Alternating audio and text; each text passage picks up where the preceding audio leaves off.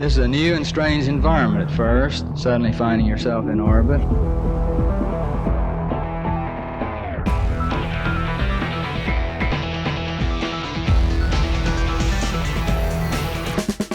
I'm Neville Andrew Mehra, and this is Never Normal, a show about breaking free from the boring default plan and living life on your terms instead.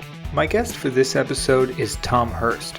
Tom is a successful freelance WordPress developer. He's worked on projects for the likes of Facebook, England's National Health Service, and sportswear brand Umbro. Tom also writes regularly about the business of freelancing. Tom shares insights he's picked up from over 10 years as a freelancer and mentors other freelancers. Tom, welcome to Never Normal. Thanks for having me, Neville. It's great to be here. Yeah, my pleasure. A lot of us, myself included, start freelancing after, working some years in a traditional job and sort of getting fed up at some point or just wanting more freedom. Was that the case for you as well? No, it was actually completely the opposite because I just started straight into freelancing from education. So you went straight from university and I think you applied for some jobs at least, right? Yeah, so I applied for one job and I kind of went through the whole interview process and things like that with, I just kind of had this realization that even at that interview stage that this whole normal job thing, I'm using the air quotes right now, wasn't really going to be for me. They got back in touch with me and said I hadn't got the job, I'd come a close second, but it was kind of like a blessing in disguise.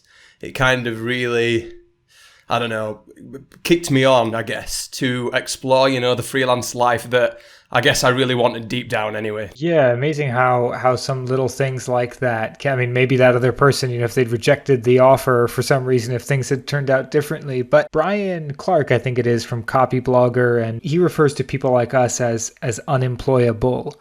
And I'm just curious, what was it that made you, especially at a pretty young age, I think you were maybe 22, and having never even worked a proper job at that point, what was it that turned you off from that made you so kind of averse to even just the idea at that stage of going and getting a proper office job? I think I'd always had the entrepreneurial mindset in me from a young age because of how I'd been brought up. So my dad, he's an accountant and he's had his own business since a young age as well. When we were growing up, me and my sister, we would sell Pokemon cards at car boot sales and things like that. And I would sell phones and buy and sell different handsets and things like that. And I just think that kind of family upbringing and the entrepreneurial spirit, I guess, was what kind of put me on the back foot towards getting a proper job, as you would say, right from the off. And so once you made that decision, was it like an instant success? So you went for this interview, you kind of had that experience, you felt in the process that okay, maybe this isn't for me. You already had some entrepreneurial leanings.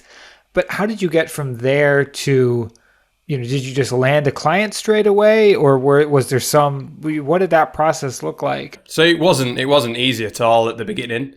Obviously, even though I had this fire in my belly to, be an entrepreneur, go it alone and have the autonomy and things like that, it wasn't an easy start. So while I was at university, I learned how to program through WordPress. So WordPress is a content management system that's powers 60% of the web or whatever it is now. It's really popular.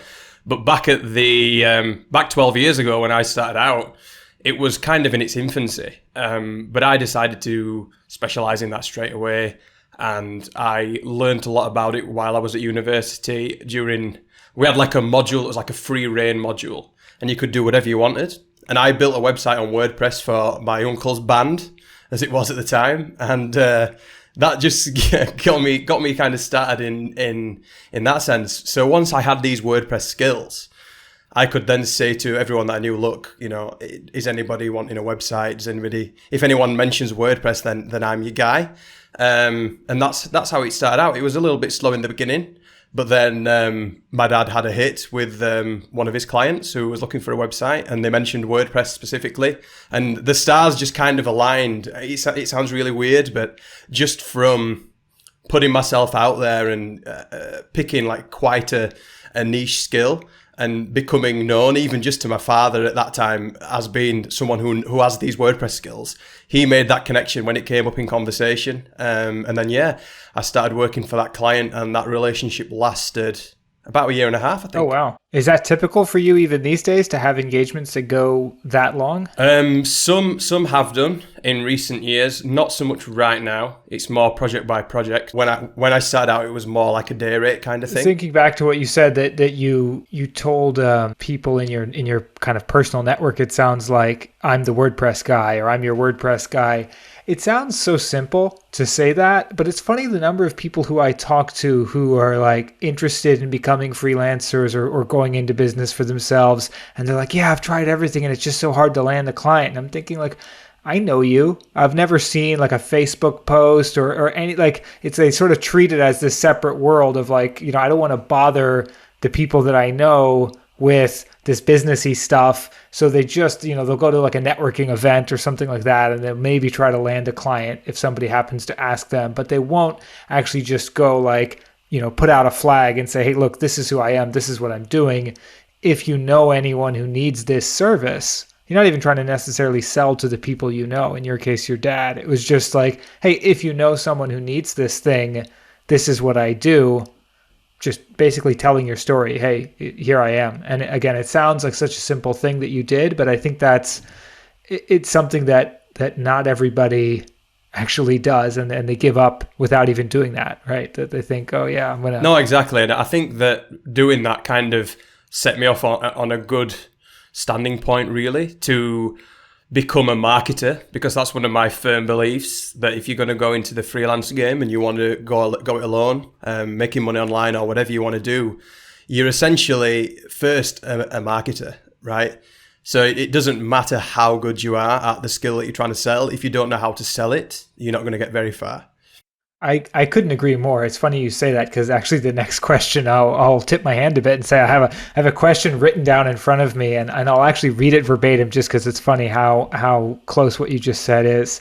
And that is that there's a lot of people out there who are software or web developers who just want to do the thing, right? I'm a developer, I just want to develop. They don't necessarily understand marketing, or they just don't feel comfortable, to that previous point, about selling themselves.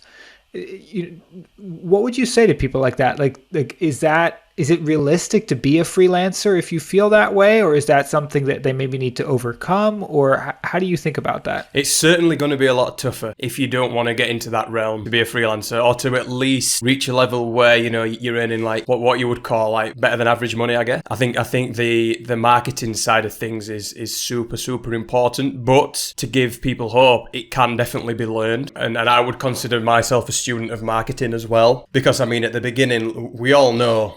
This is what I was like. When I was 22 years old, I was pretty anxious to go out and sell. I was pretty nervous to have client calls and things like that. But I made it kind of my mission to study marketing, study business, not just study web development. Obviously, that came more naturally than what the marketing side of things did. So, yeah, to answer the question, I think if you don't want to be a marketer at all, then I would get a job. That's what I would say to people. But if you are open to learning marketing and you feel like it could be, could become something that you get good at, then definitely you've got a chance in freelancing for sure. I couldn't agree more. So for those people out there listening who, they have the technical chops, as it were, right? They maybe they're a graphic designer, or they're a web developer like yourself. Maybe they're into WordPress or React Native, or they're in UX, whatever it is. But they have the technical skills, and they don't like us. They don't want to work a 9-to-5 for the rest of their lives. But that's their only source of income right now, right? They're working full time. They have a job. They have these skills. They're sort of interested in freelancing. What would you say is sort of step one, or how would you think about kind of getting started to land that first client if you were doing that today? So I think with the marketing stuff and bringing clients in, obviously first you want tell everybody that you know, like what we touched on at the beginning. But I think when you want to start playing a long-term game straight away. So you want to start thinking, how am I going to get people to come to me? You want to be thinking about your inbound game. So for me, that starts with, your personal brand and sharing what you know online, whether that be through your personal website or, on Twitter, social media, whichever platform you choose.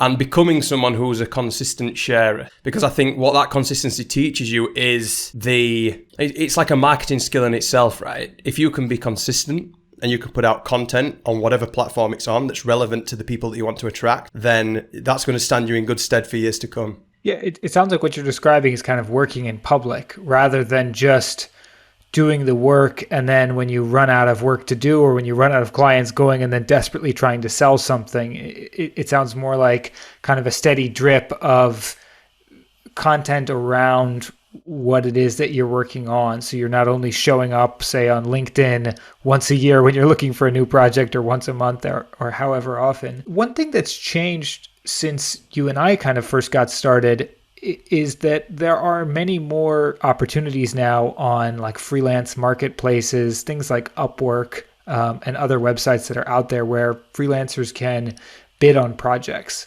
Is that something you recommend as an approach for people who are getting started? Or, I mean, you mentioned inbound, and this seems like kind of the opposite of inbound. How do you think about those, and what do you recommend for people getting started when it comes to projects on sites like those? I mean, it's hard for me to say because I never really use those sites. I worked primarily on, telling the people that I already knew, and then word of mouth and then inbound. So that was my approach. But I think with, your sites like Fiverr and UpWork and things like that, I think it can get you a start. And I think that it is viable for some people right at the beginning, but I wouldn't make it my primary source of, leads forever. I would default back to what we talked about before in terms of working on this constant marketing flywheel to get people to come to you, because obviously then you're positioned as, the authority. People already know who you are rather than you going out and pitching to them.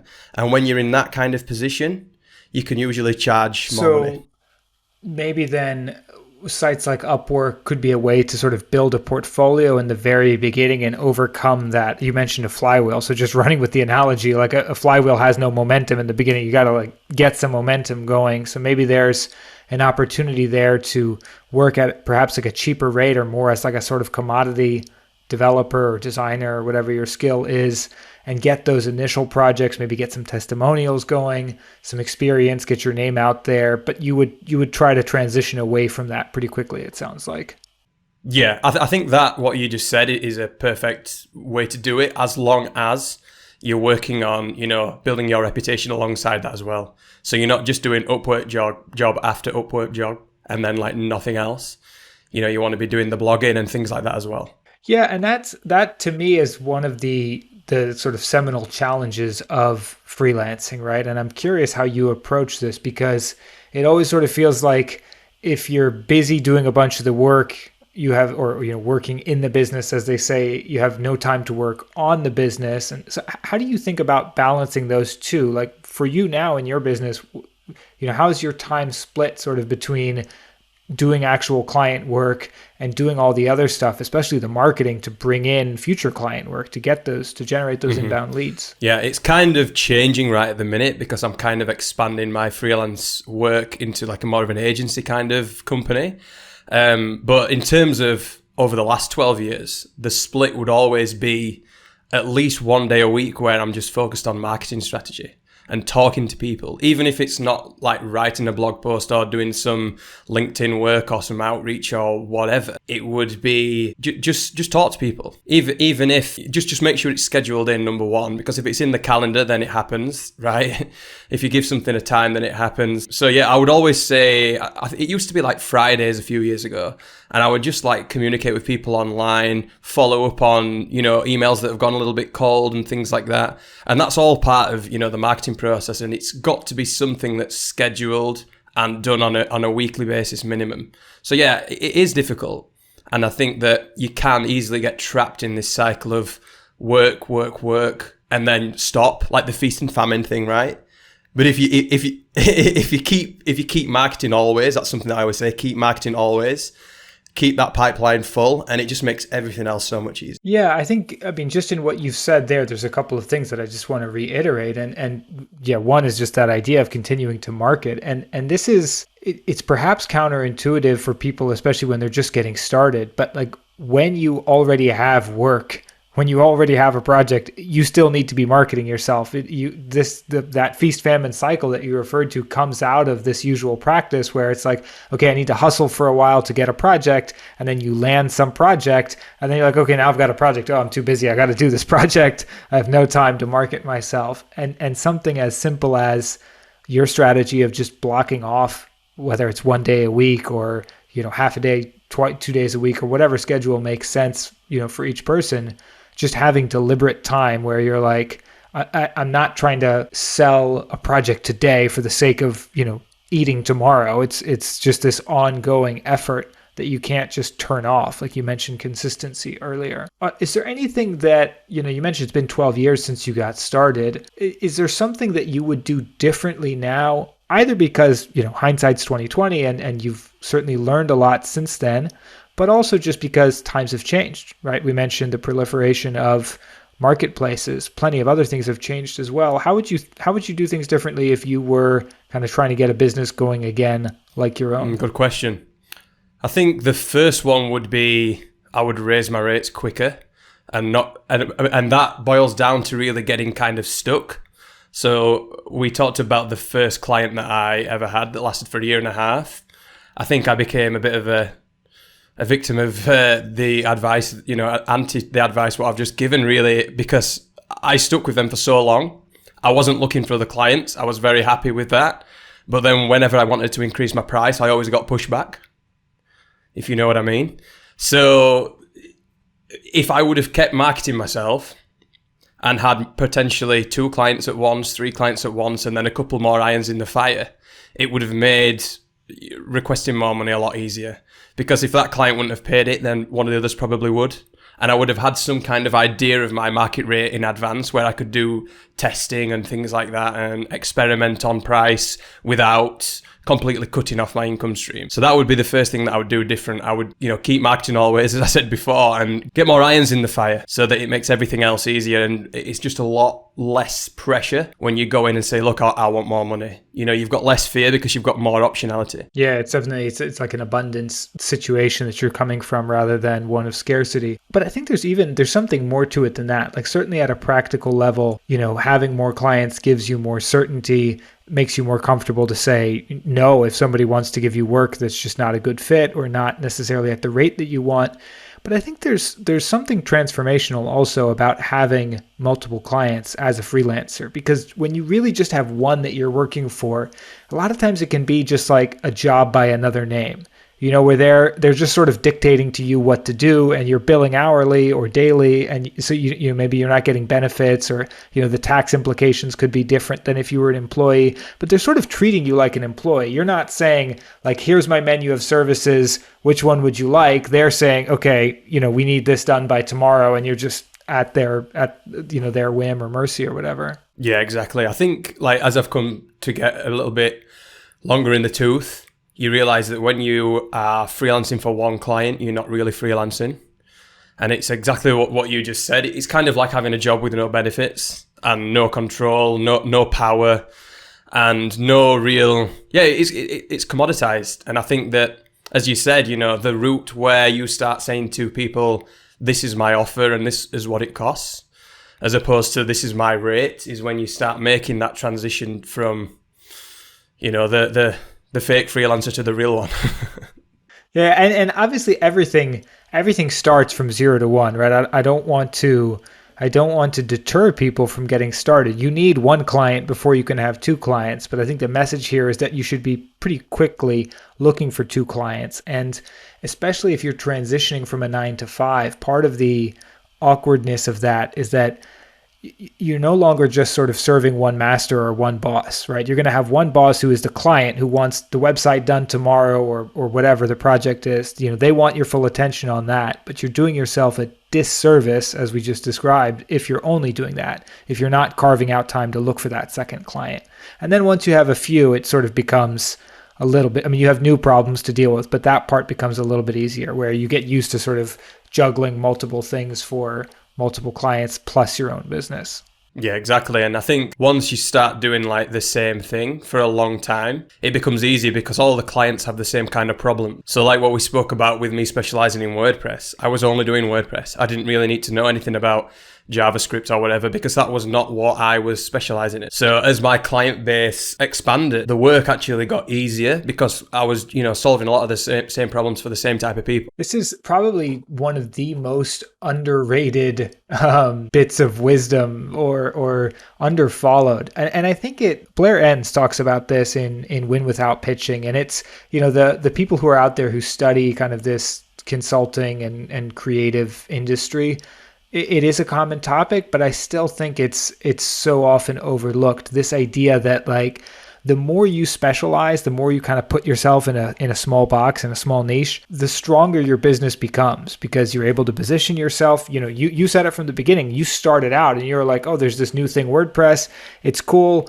I'm going to tie myself to that bandwagon or whatever. And so you told the world that you're the WordPress guy. You could have said, I'm the, website made with the CMS guy or just the website guy or the software guy or the anything to do with a computer. Really, it's all technical. I can figure it out. And the broader you go, again, it's counterintuitive because it sort of seems like, oh, well, I'm just starting out. I should say yes to everything. I don't have any clients. I don't have any money. Like I'll just take whatever comes in the door. And again, that feels kind of good to say that to yourself. Like I'll do whatever the client wants or what anyone wants. I need the job. But the problem is the opposite of what you just described, right? Is that you don't get any better at it and you don't get to position yourself and you don't become known as, Tom Hirst, the WordPress web development expert guy who's been doing it for 10 years, who's done this project before, who's seen this problem a million times. I don't know, imagine you're going to the doctor and you're going to have surgery. You want the guy who's done the surgery or the woman who's done the surgery dozens or hundreds or thousands of times. You don't want the person who's like, don't worry, we'll figure it out. I'm a doctor. I've done doctory type stuff before, we'll manage. No, exactly. I think you're so right. Like people, I think that they're actually genuinely scared that they're going to cut people out. But they're not thinking about the long-term game. And I think that's what the underused part is. People are thinking super short-term. And I know that you've got to make money, right? And especially in the beginning, that's hard. There is going to be some kind of compromise. You're going to have to compromise a little bit, but you also need to be thinking about the long term. So if you were going to do a WordPress website, a Joomla website, a Webflow website, a whatever, what are you going to become known for? What are you going to be? What's your differentiator? What's going to make you stand out to the person that has a really specific WordPress problem that they need solved? And it's like you said with the doctor analogy, right? You don't want the jack of all trades, you want the master. You don't want the guy or girl who, operates on hands, feet, kneecaps, and elbows when you're going in for brain surgery, right? Exactly. And you can, just for people listening to be clear, you don't necessarily have to pick a particular technology. That's certainly one way to do it. You can specialize in a particular vertical. You can specialize in a combination of the two, right? You could make websites for restaurants or something like that. Like there's plenty of ways to do it, but just being deliberate about who you are and how you show up in the world, I think is the real message here. Speaking of which, you've mentioned, let's talk websites, because you've mentioned your website here. And when I'm doing digital strategy work, I always tell clients the famous line from the movie, Field of Dreams, if you build it, they will come, is simply not true. And that surprises a lot of people. And what surprises me is hearing you say how effective your website is, in the sense that I think it's the main source of leads. And I've heard you say before that you get something like 1 or 2 new leads a day from your website. Is that right? Yeah, on average, at least 10 a week. Wow. At least 10 a week. And so, first of all, that's amazing. Congratulations. Where are those leads coming from? Is it all SEO or is it different traffic source? Like how did you, because I could put up a website tomorrow that says, John Smith, the whatever, React Native expert, and I wouldn't expect to see that sort of result. Obviously, you've had the site up for a while, but tell us more about how you've made that happen. Yeah. So it's mainly organic SEO, which is the source of the traffic. And then recently, as I've started to build out an audience on Twitter, started getting traffic from there as well. But yeah, it's primarily organic SEO and focusing again on WordPress terms. So the freelance WordPress developer term I rank really well for in the UK and pretty well for in the US as well. And like you said, I've been doing this for quite a while. So the website's been up, 11, 12 years itself as well. So that just all compounds over time, right? But yeah, another tactic as well is I write a lot of articles, not necessarily always about WordPress, but about freelancing and business and things like that. And the good thing is that these articles get links, and that then boosts the overall domain authority of the website. And then that increases the visibility of the single service landing pages where the leads come in. Yeah, and I love the way that you sort of peel back the curtain a little bit, both in life and your business. And you talk quite openly on your website about what you're working on, what's working, like even down to things like revenue numbers and lifestyle stuff. And I think that there are, it's sort of natural to think, okay, I'm making a website for my business. And even if that business is just me, one person as a freelancer, I'm going to have like a homepage and maybe an about page and some kind of price list or something like that.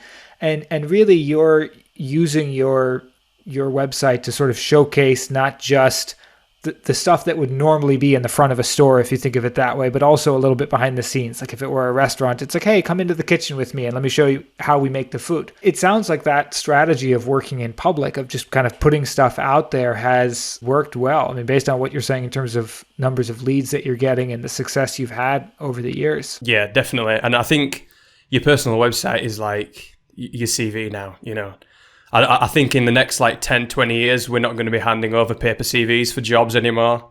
I think a lot of us will be freelancers number one, but I think that if you don't have a personal website and you're not sharing what you know, what you're learning, where you're going, even a bit of personal stuff, if you're comfortable with that, then you're going to be at a disadvantage. And like you say, I completely agree with what you said. I think that stood me in really good stead to open up a little bit and be quite personal about the decisions that I'm making, the thought process that I'm going through as a freelancer, because I think it builds character. And when you show that transparency, it adds to the layer of authenticity that you know what you're on about, and it infers expertise and it builds trust. And there's really not many downsides that I can think of building in public.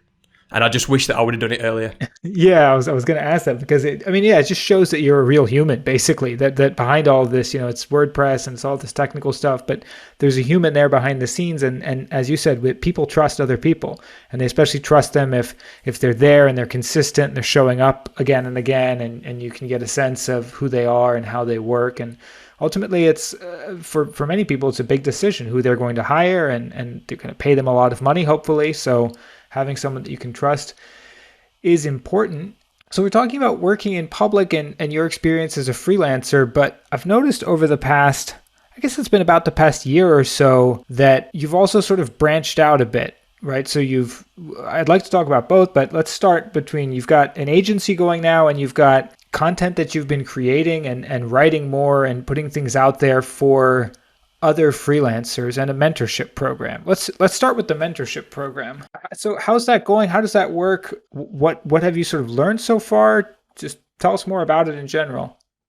I started that last January, and I kind of got to a point where I was a little bit fatigued on the client work side, and I got to a point where I didn't really want to just keep pushing it and just taking on more and more work. I wanted to kind of diversify a little bit. Not really for financial reasons, but for fulfillment reasons, I guess. And a lot of people had been coming to me anyway and asking for advice on freelancing, small business, working from home and things like that, what I've been doing for such a long time. And that's just kind of become second nature to me now, but it's becoming really relevant to a lot of my friends, especially with the COVID stuff as well. Yeah, January was some interesting timing for that one. Yeah. So, I mean, people were coming to me anyway and asking for just advice and things like that. And then people started saying, could we pay you to do some coaching and things like that? And I didn't feel quite ready to do a full-blown coaching consultancy transition right there and then. But I just set up this small mentorship community. And I think we got up to about 20 people at one point. And I was just offering just one-on-one email mentorship. Because if it would have been video calls, it would have been a little bit too hard to handle, unless I did like group sessions or whatever. But yeah, then we built a little Slack community as well, where people could get together, and it was nice to bring people together all on the same path. Some were just starting out, some were trying to get to that next level. And yeah, I really helped like some people with the pricing and things like that, and positioning, the two things that we touched on right at the beginning. That's what a lot of people are really struggling on in the freelance world. And yeah, marketing, all sorts of stuff we talk about. So yeah, it's been a relative success. I've got some ideas on how I want to change it so that I can scale it a little bit better. Because I'm the bottleneck right now. More people want to join than what I can handle. So yeah, I've got a few ideas with. It's a good problem. Yeah.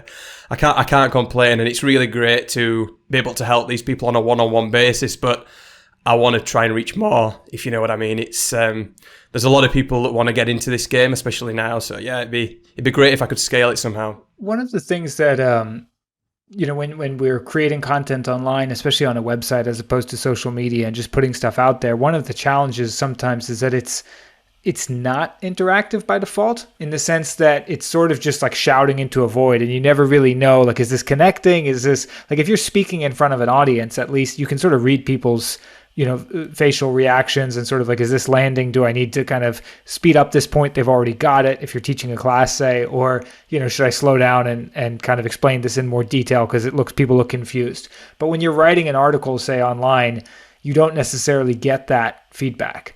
And inviting your actual readers into something like a mentorship program and then having those one-on-one conversations, I would imagine one of the benefits is that you're actually getting, because it's 12 years, you're 12 years into this, right? So like, I mean, I'm sort of probing what were the challenges early on, but if we're being honest, they're quite far back in your memory. And so I imagine hearing from the people who are dealing with them today and the way things have changed from just the industry to now COVID plus, yeah, it's just been a while, right, since you've gone through all of this. And so actually getting a chance to hear directly from the people who are your readers, who are struggling with these issues, who are interested in taking that journey is, I imagine, is helpful. Yeah, definitely. It's a two-way relationship when you do any kind of like coaching or mentorship.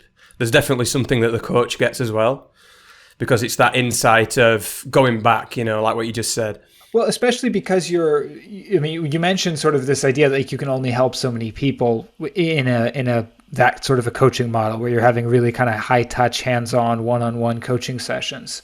The alternative, if you're sort of adding a bit of leverage, would be to publish, right? To create, whether it's ebooks or a video course or something, which you've done, which is one of the other things I wanted to get into. And so that's where I was thinking that, doing the coaching, even if it doesn't scale nicely, it at least gives you sort of a chance to almost like try on your material. Like I imagine like a comedian, right? Like you test the material out in sort of like a small club before you go and you do the big Netflix or HBO or whatever special, right? Like you use the material in front of a smaller audience. So you've, as I said, over the last kind of year or so, you've transitioned from strictly freelancing to the mentorship program. And now you've also created, is it 2 books and an online course? Is that right? Yeah. So starting last April, so nearly a year now, I decided to start packaging up some of this knowledge as well. Because obviously like you said, the feedback from the mentorship program on a one-on-one basis was really cool.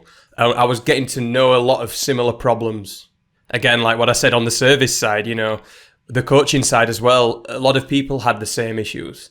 And I think that kind of made a light bulb go off, where I thought, you know what, I can package this experience into a product that will allow me to help, the more people that I mentioned earlier. Did all of that sort of come out of the pandemic as sort of a reaction to that, or what? Because again, for more than a decade, you were working as a freelancer, and something started to shift, it seems like, in the last year, where you're kind of branching out into these additional revenue streams. Is it just basically like, I've been doing this for a while and I want to try my hand at something else? Are you intentionally diversifying your income? How do you think about kind of creating digital products now? Yeah, I would say it's both of those things. I think when the pandemic first hit, I don't think anybody could have predicted what would happen in the economy. So I think it made smart sense to try and diversify, even if it was just a little bit, because I wasn't sure whether, the client work might completely, marketing budgets, website budgets might completely be eradicated across the globe. You never really knew. No one knew. It was the uncertainty. So there was an element of that, definitely. But again, the other point that you made about having done it for so long, and I think you reach this natural point where the practice only fulfills you so much, and you want to start teaching as well. And I think that it comes a part of everyone's life. And I think that I was just at that stage, just at that right time, and that was the driver. I often ask questions about what would you do differently, or what's changed, or things like that, or like what belief do you have that's changed over time? And I know one for me, I think there's this old adage like those who can't do teach, or something like that. And it's and I did believe that. It's a really toxic, almost like cynical idea that if you see somebody, whether they're selling a course about something or writing a book or teaching a class about something, it's almost like they couldn't cut it as that thing, whatever it is, whatever that profession is. And so this is kind of like this, consolation prize way of making money using the knowledge instead of actually going out and doing it. And maybe that's true in like some tiny percentage of cases, but the more I talk to people like yourself, the more I dig in and realize that actually, it's why not, right? Because you can only make so many websites in a year, I imagine, like yourself. You even no matter how good you are, there's 24 hours in a day, and there's only so many clients that you can serve as one person.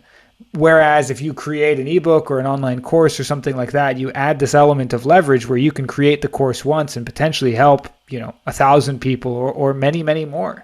Yeah, exactly. And that's one of the reasons why I did it. But I mean, to go back to you at the beginning of the sentence, you mentioned that, practitioners versus teachers and things like that. And I think that the problem with the online course world and ebooks and things like that is that there are a lot of people that haven't done what they've said that they've done. So it's kind of like, I think there's a term for this, it's like unearned wisdom. If you know what I mean by that, it's just like tweet a lot of like thoughts out on Twitter from no relevant experience and then start selling an ebook. And I think that's what kind of gives it a bad name. Whereas I think if you've had that skin in the game, whether it's current or it's very recent, like as what I have, then I think that you would be kind of silly not to try and productize what you've learned, because number one, it could provide an additional revenue stream for yourself, but also number two, and perhaps most importantly, it can help other people along the path that you went. And I think for me, that was one of the biggest drivers when I made the decision to start doing the products. Yeah, I think that's a really good way of thinking about it. And we talked just kind of momentarily there about this idea of leverage, right? You can only create so many websites yourself. So what are your options, right? You can just sort of continue on a path and just have that ceiling. You can definitely raise your rates over time. And as we discussed, I think it's something that probably more people should do earlier on. Within reason, that only goes so far, right? You can raise your rates, you can do so many projects, you can productize your knowledge and sort of start creating digital products that do have a lot of leverage sort of built in. And then the other kind of most classic form of leverage is really just hiring other people, right? Instead of being a one person shop, you can have other people working with you. And you've also done that recently. I think very recently I saw a post from you about launching an agency. Yeah, for sure. So I think what you said is spot on. I think you will always reach some kind of cap as a freelancer. Like, I know that we talk about not selling time for money and selling like project-based fees, using value-based pricing, things like that. And obviously that is easier to break the ceiling, but I still think there is some kind of ceiling that you will hit on your own. And you need to start creating, leveraging the leverage in other ways, whether that be through, hiring other people, like you said, or through digital products and things like that. So yeah, for some reason, it kind of felt right for me to start expanding beyond myself as well this year. So yeah, sounds like I'm doing a lot of things. I guess I am. But yeah, I've always hired other freelancers along the way, when they've had expertise that I don't have. So let's say, for instance, someone came to me for a WordPress website that they wanted to be designed and built. I've got a designer friend who's also a freelancer, and I'd pair it with him. So I've got some experience in that realm anyway. The point that I'm at now, I want to kind of be like the the business side of things. I want to be the strategist. I want to start, helping other people learn about Headless WordPress, which is what the agency specializes in. And yeah, just becoming a business owner rather than just constantly working in the business. And I think, again, that is the natural progression of a freelancer, right? When you get to like that decade in and you've got to a certain point and the ceilings might start to be getting reached, then the only way really, if you want to do more, is to, start hiring and things like that. So was there a particular like milestone or something that actually triggered that? Because I mean, you could have done this for arguably a year, 2 years, 5 years, 8 years. At some point, I don't know if where that ceiling exactly is. Was there something that happened, whether in your life or in the business, or was it just an emotion that just kind of came up slowly over time that caused you to say, you know what, I'm not moving away from freelancing. I'm not leaving this business. I just want to do these other things with it. I think I hit kind of a monetary ceiling about 2 or 3 years ago where I felt like I worked super hard and I earned an amount of money which was really good and the best I'd ever done. But I just felt like I never want to work this hard again. That was kind of the realization that I had, really. Maybe I think it was like 2 or 3 years ago now. So I intentionally took my foot off the gas. And I think it's a Derek Sivers quote or something, someone along them lines, where he says that you can like work at like 90% and achieve like, you can get good results basically from working less hard. And that was so right. Most of the results, and that was so right. I think he tells a story about where he's on a bike in San Francisco or something. And is it the one where the bird shits in his mouth or something? And I think he just takes his foot off the gas a little bit, and he does the journey like 30 seconds in 30 seconds less time, but he has like 2 times as much fun. And that's what I've noticed in the last like couple of years. So I might have earned like slightly less money, but I've had a lot more fun. And I think that, that was the point for me where I started to do this real deep thinking about where I want to go for the next 10 years. Yeah, and I think there's a few things I want to dig into from there. A lot of things actually I want to dig into from there. But I think there is something like diminishing marginal returns at some point, right? Where, and they're not necessarily even career-wide, because if you, on the surface, your answer is sort of funny because I'm saying, hey, you started doing all these extra things, and you're like, yeah, I decided to step back. But it sounds like what you're actually doing is maybe kind of like, stepping back a little bit on the freelancing side and taking that extra time and energy and putting it into things which are then giving you more energy. If I get like from the exactly mentoring, writing, creating content, putting stuff out there, now starting the agency, there's a more sort of creative element to all of that, and using the business skills that you've built up over time.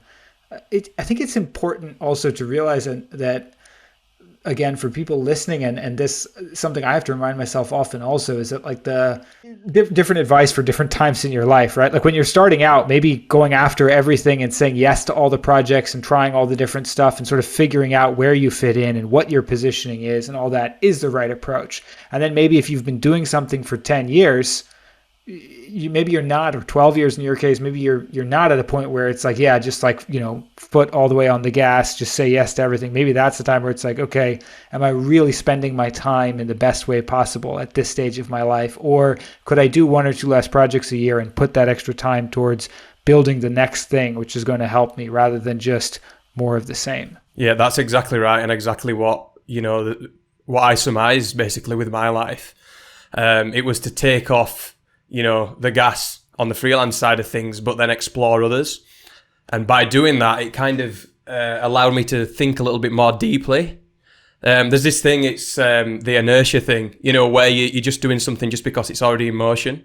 And that was me. That was me for a long time with the freelancing, and I can't complain. It was really good to me. I made good money. I made a lot of good friends, a lot of good clients along the way. But I got to this point where I was like, you know what, I want to just try some other stuff. So let's take 20-30% of the time away from the freelancing and put it into exploring these new ventures, like the mentorship, like the digital products, like the audience building, and all that kind of thing that goes with it. Yeah, you have an article that you've written about this concept of betting with your time. What does that mean to you, and how are you betting your time? Is that what we're talking about right now, or what is betting with time? Yeah, pretty much. So I was doing a bit of deep thinking, as I like to do, and I came up with this concept of betting with time. And what I mean by that is we all have like a certain amount of chips, right? Our time, whether it's hours, minutes, whatever it is. And each day we have to think about how we want to spend them. And we want to get the most out of our money. We want to get the best bang for our buck. But then you realize that every single decision that you make is a bet. Whether that be what you work on today, whether that be who you spend time with, whether that be if you want to cook dinner tonight or you want to play with your kids and things like that. Like, we only have a certain amount of chips to play with at any one time. And yeah, that's the concept that I kind of came up with and tried to put it onto how I spend my time professionally this year. Because I came to a point where I don't really need to work if I don't want this year. And that kind of gave me a little kick. I was like, oh, I've actually got enough runway now that I could have a year off, but I don't want to have a year off. I've got all these ideas, but then which ones do I work on? And I think that is a really big stumbling block for a lot of people. Once you get past that point where you have enough, betting with your time becomes one of the trickiest things. And it's something that, I'm keen to study a lot more and help other people along with too. Yeah, I think there's this idea of like, even almost like push versus pull, where for at least a certain period of time, you're doing it because you've got to do it. You need the money, you've already said yes to the project, the bills are due, the rent's due, whatever it is. Like, you've got these certain commitments or sort of commitments that are kind of driving you forward. And then you reach a certain point, hopefully, as you have, where you're doing things because you did them, as you said, inertia, right? And then it's actually stepping back and being much more deliberate about it and saying, okay, well, what are the things that I really want to be doing or that I should be doing with my time? And where am I just kind of like taking the path of least resistance because it's what I did last time this came up? Yeah, exactly. Like, for me, I think I got to that point and I was like, how can I be of best service to the world, but also be of best service to myself? And that's kind of where that line of thinking took me. I became a dad in the past year, and you've got a little one at home as well. Has becoming a parent kind of influenced all of this for you, or how do you think about something like betting with your time, in relation to freelancing and parenthood and family time and all of that together? No, definitely. That informs like a really big part of the betting with time concept for me. And I think that becoming a parent just changes your whole perspective on life, unlike anything else really happening. It's kind of a weird one because I was always super career focused until that point. But now, and as I write in the article betting with time, like, I will always, spend my first allocation of my chips on my family, because that's just how I want things to be. So yeah, 100% becoming a dad does make you think a little bit more deeply, and it does interrupt the inertia. Yeah, we switching gears a bit, we kind of danced around this idea of the agency that you've launched recently, but we didn't properly talk about it. So the agency is Run the Show, is that right?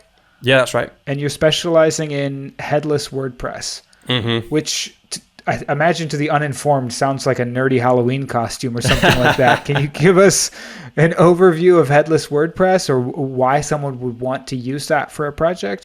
Yeah, sure. So it's kind of my niche within the niche. So as WordPress has been my primary niche for like the last 12 years, but as the years have gone by, the world has expanded. The WordPress world has just gone crazy, and it's so huge right now. And yeah, in recent years, really performant front-end frameworks have been coming out on the JavaScript side of things. And my own kind of interest, I guess, drove me towards these frameworks. And as I started playing with them more, I realized that you could couple them with WordPress.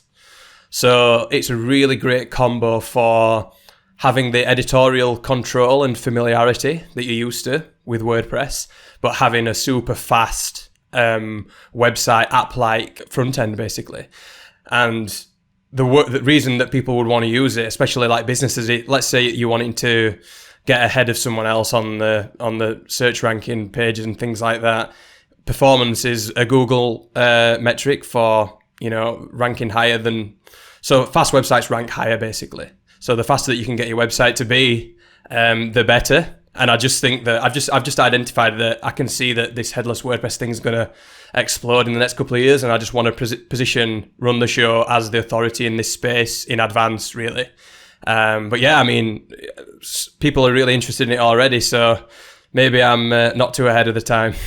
So just kind of translating to make sure I understand correctly, it sounds like the idea is that having being able to create a custom front end of a website from scratch or using a JavaScript framework gives you more sort of flexibility and control than just a sort of standard WordPress website with a bunch of templates and things like that are kind of notoriously bloaty because they're these templates that people have made and they do 1,000 different things and you might only be using like 1% of the functionality of them, but it's still loading all this other code and you're still kind of tied down by all these restrictions. So in theory, you could just create a simple website using these JavaScript frameworks and it would be super, super fast.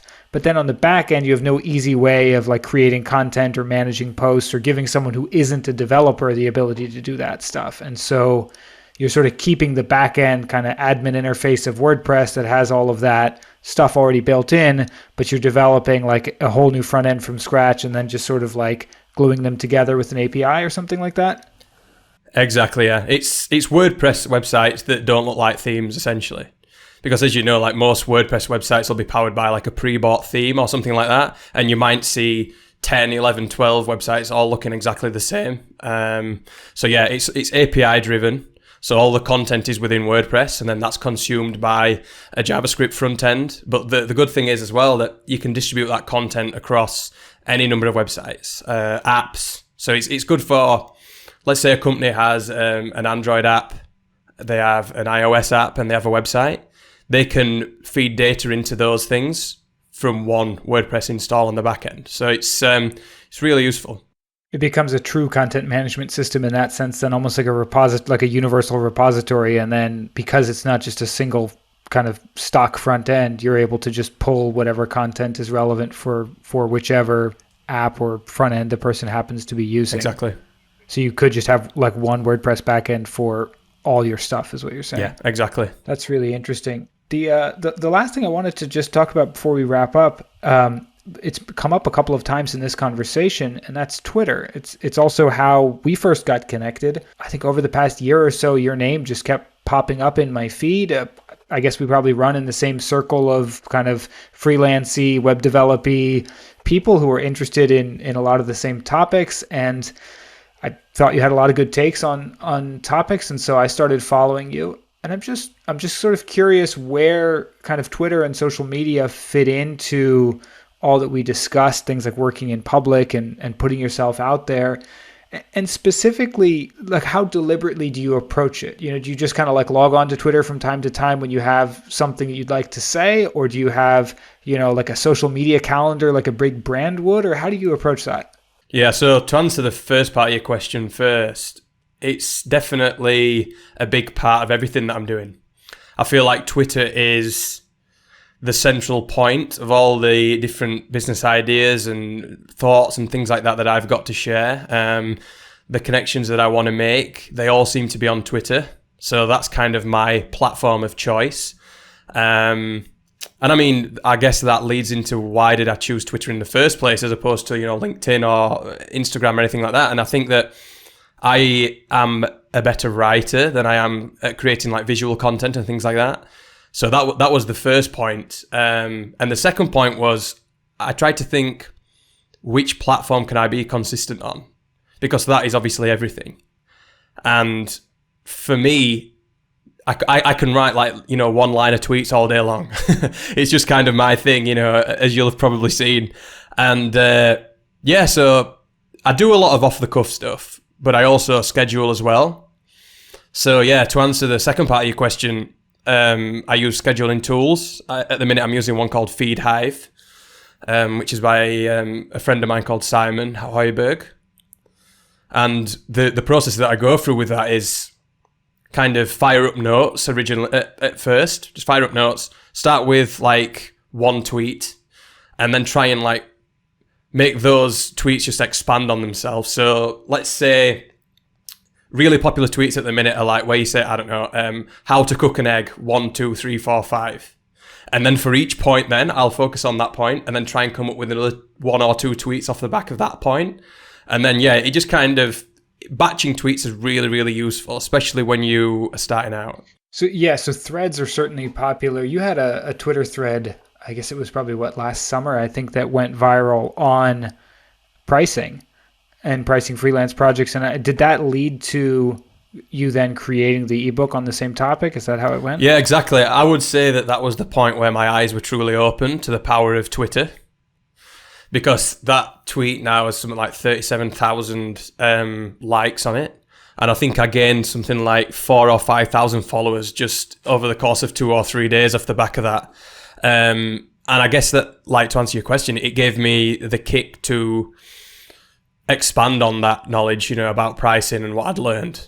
Because I didn't really think that tweet would really do anything. It was just one of those off the cuff, anything else tweet. But I think it's that kind of tweet and that kind of knowledge that does get really popular, because people can tell that it's just, off the top of the head and just natural to the author. Yeah, David Perel, the writing online guy, talks about this idea, almost like we said earlier with the comedy club kind of metaphor of like testing your ideas in a place like that. Again, because otherwise you're just sort of shouting into this void. And so I think what you did is actually a perfect example of what he talks about, where it's like you're constantly sharing stuff on Twitter, but you saw that one particular topic, it's disproportionate. I mean, your other tweets get nice engagement, but like that one is just like skyrocketed in terms of the engagement. And I think it had like millions of impressions. So yeah, 2 million. 2 million. So that tells you that like there's obviously an appetite for what you've created, and then that just gives you like license to double down and you've made a tweet, now go create an ebook. What else can you say about the topic, or what products can you create around the topic? And that's just my eyes have only been open to this recently as well. I've been on Twitter for a decade or more, but it was just sort of like one of the social media platforms. But when I'm asking you about using it deliberately, it's really out of self-interest, because I see the way that how powerful it can be when you do that. Yeah, for sure. I think that you can really test those ideas as well on Twitter a little bit more than what you can on other platforms. So obviously with the threads, I did a second thread as well about how to, create a freelancing website that sells basically and gets leads and things like that. And then I created the second course off the back of that. So it's definitely something that I've done semi-intentionally, and all the other threads that I do there on in have kind of got a product attached to them in the back of my mind. And I'm just thinking, I don't think that you can completely validate an idea in advance, right? I think I believe that you've got to put something to market to see how popular it will be. But I think you can get a good idea in advance. And I think that what you just described then is kind of like what I did intentionally, just to get that good idea, and give me that motivation to come up with a product off the back of a popular thread. Yeah. How much sort of license do you give yourself? Do you just pop onto Twitter and just tweet about like anything that pops in your mind, whether it's like, politics, sports, or do you kind of stay in your lane of freelancing, business, web development type things?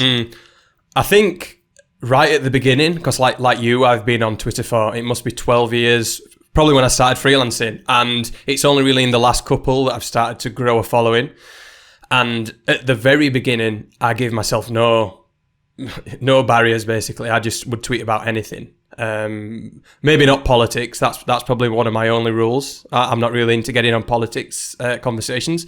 But I would tweet about football. I would tweet about web development. I'd tweet about business. I'd tweet about, I don't know, a cool dog that I just saw at the pub or whatever. It's all that kind of thing. But it didn't work for me. No one's really interested in what you've got to say until you've built a level of authority and credibility on a specific topic. And it's kind of weird, because I'm coming to that point now where I'm coming full circle. and people are kind of a little bit more interested in those kind of things. So I think if I did see a cool dog or cat or whatever at the pub, I think I would put a picture on it again, and people would care. That'd get likes now, because people have been used to listening to my freelance and business stuff for the last 2 years. They actually care about the cool dog. So that's funny how that works. But it goes right back to that point of what we talked about earlier, that idea that, like, you know, the advice that you hear from, say, I don't know, some Michael Jordan is probably not what you need as like a rookie player. You know, what worked for him in winning a world championship is maybe not, you know, how to make the high school team. You know, maybe there's some different stuff. So in the beginning, for you on Twitter, at least, it's like focus and get known for one thing. And then maybe if you have thousands of followers who are interested in getting a peek behind the scenes, then you have license to then talk more about that kind of stuff. Yeah, exactly. I think people don't necessarily care that much about your wider views until they care about your hyper-focused views. And I think by the point that you start getting to like 10, 15, 20,000 followers on any platform, people know whether you're making it up or not as well. If you know what I mean by that, like, people will be able to tell if you are authentically presenting what you're saying. You're practicing what you preach, basically. Yeah. And you've got that earned knowledge. Yeah, and that comes from showing up consistently, like you talked about earlier, right? It's not that you're every day just tweeting something random and they're interested in that. It's that you're consistently showing up with something that they value, and that gives you permission then to sort of test the waters outside that, or just share fun stuff outside that. Exactly. So in closing, for people who enjoy the conversation, are interested in all that you're doing, I'm going to link to everything in the show notes. But for someone this is their first exposure to you and your work, where would you suggest they get started? Should they start with the 10 steps to becoming a better freelancer? Is there an email list or Twitter, or what's like the first place to kind of dip their toe in the water? Yeah, I think the best place to dip your toe in is to follow me on Twitter. I'm really active on there, and obviously Twitter's free. But if you want to, so that's I'm at Tom_Hirst on Twitter. But yeah, if you want to get a little bit more in depth about, you know, reading the manifesto basically of my freelance career, then definitely start with the 10 steps to becoming a better freelancer. That's a free ebook, which will act as a good primer for anyone looking to get into the freelancing game, but also for someone who's at an intermediate level who wants to reach that next step. Fantastic. And I'm going to link to all of that, as I said, so we'll have all that in the show notes. Tom, it's been a big pleasure. Cheers. Thanks so much for joining me and for sharing all of this knowledge. Thanks, Neville. It's been great.